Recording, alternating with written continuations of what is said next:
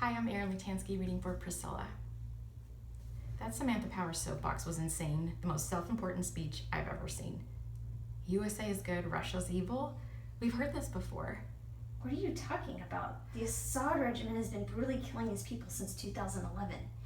In 2015, the Russians joined, and since then it's been the most heinous thing happening on the planet. Targeting civilians, executing relatives of rebels. 15, I'm glad that you mentioned that. Let me finish, okay? White helmet rebels have reports of them targeting hospitals. Not just Assad's regiment doing this. Russian planes. This is the fog of war. What? The fog of war. There are two narratives for this story, competing narratives. Not at all. Human Rights Watch says... Let me finish, okay? It's really hard to get real information, and there's no one else on the ground out there giving these testimonies other than the white helmets. And of course they're going to say that to topple Assad. It's very selective reporting. This is just a humanitarian crisis that's actually a regime change.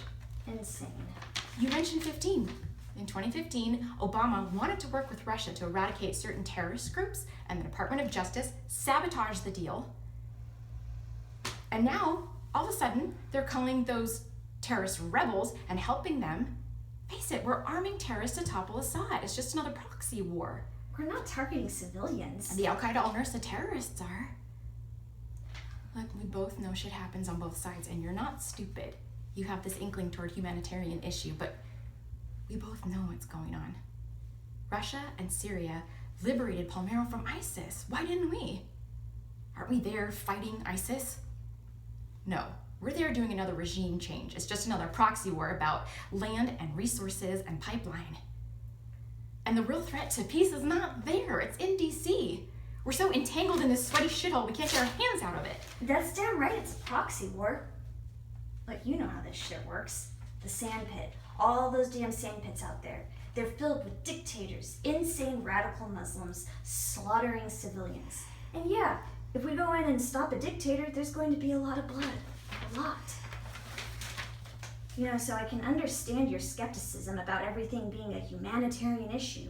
We've been through that, but like I also said earlier, I'm talking about the grand scheme. Oh, well please enlighten me as to what's at the end of this tunnel. The game. The real war. The war between democracies like ours that aren't perfect.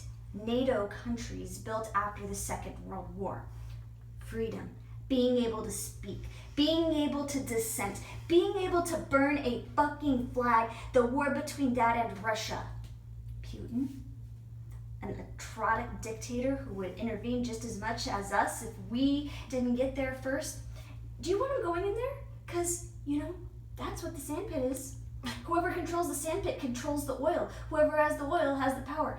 And who do you want to have the power? What if we didn't see them as an enemy? What if we worked with them and found a common interest? You can't trust them. You give them an inch, they'll be further in the sandpit, and next thing you know, they'll invade. You think your Cold War mentality is what's best for the rest of us, for the world? I know it was tough growing up with the victim of the Soviet Empire, but that Cold War is fucking over, and there's more nukes at play now, and it's insane, and it's paranoia. And this country is not God. You tell me that we don't have faith in our leaders. You don't have faith in people. People in those countries, people in Russia, that they would have a level of self-determination to create their own democracy like we have without bashing them over the head and millions of innocent lives being lost. That's a pretty idealistic way to look at it. No, you're the idealist, looking to the leaders of Freedom America to know exactly what's best for the rest of us. That is just sappy idealism. Russia is a reactor. And you know what? They reacted pretty well after 9/11. They gave us soldiers in our wars. They gave us intelligence. Because they had to. Now that they have power, they're going to want to spread their authoritative dictatorship wherever they can. And what did we do? We expanded NATO. We went against what we promised them in 1990. Better us than them because they'll win. And we're involved in what? 9 countries across the whole fucking desert now? And on top of that, expanding NATO? We're helping those countries. We don't intentionally target civilians like the Kremlin strategists operate. Yeah, we do. We've both seen it. They aren't orders from a dictator to bomb hospitals and kill children. The atrocities matter. The Kremlin may have more direct communication with the military, and yes, we're more decentralized. But those atrocities happen, and orders are given. We don't murder journalists. We don't kill dissenters. We don't target children. We don't fund genocide with the intent. The intent? The intent? I gave those orders. War is war. I killed children under the fucking Barcy's sun. I went into those buildings. Give me 2 fitties, give me 2 clicks west. I knew there was an Iraqi lieutenant in the army that was in that building. They were holding point in right across the street from us. And they were yelling, Alibaba, so loud, over even the sound of the motors. And they were waiting for me to make the call. So I made the call. It was my AOR. We went in, and I followed them in. And I ripped into everything that I could, including their framed family photographs all over the wall. And there was the Alibaba. 2 or 3 families laid out on the ground like fucking Holocaust corpses. And they were huddled together, and they were scared. And they had 3-year-olds and 5-year-olds hidden on the inside because the parents and the brothers didn't want them to get killed, but with the equipment that we had, there was death and blood and decay and guts spewing into my face. Hey, calm down. It's okay. I did too much there. Too much of what you say is good, and it's not good. It's disgusting.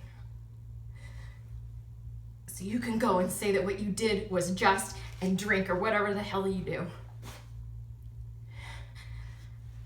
Look, I've done shit I'm not proud of, okay? But don't act like I'm just spewing all this to justify myself. I believe it, and yeah, I drink, but it's not because of the war. I'm content. Content? Please. You're just gonna drink and end up just like your dad.